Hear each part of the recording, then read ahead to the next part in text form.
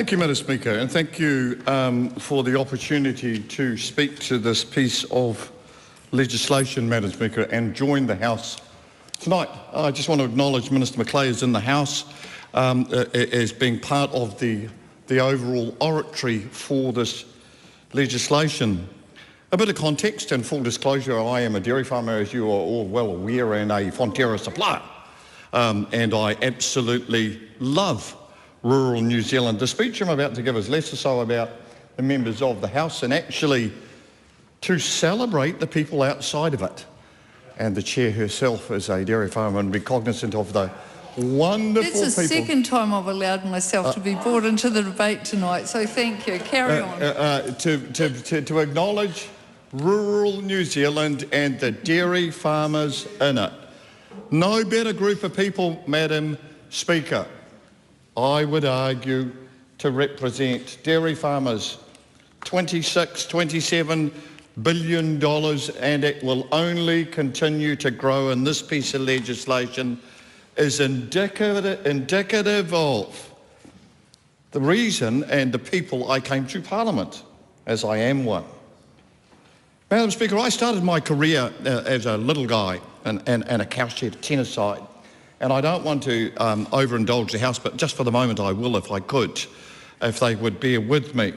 Tennis-side cowshed. Some won't know what they look like. Mr. Damien O'Connor certainly would. He's probably cognizant of a step-up. We grew up with those kind of cowsheds. Hasn't the industry that we all now represent in rural New Zealand changed? Gracious me, rotary cowsheds, modern technology, farmers invested in better outcomes. What a wonderful story. That is Kiwi. That is so New Zealand, and we are part of that on a global stage. How could we not pass this bill into law that gives that industry, which is that I would say the bedrock of rural New Zealand, a continued future in terms of export earnings. Another point that Mr. Abel rightly pointed out, we've got a fantastic committee. I am biased. Suze Redmayne is part of it, Steve Abel, Joe Luxton, others, fantastic people. Great to work with.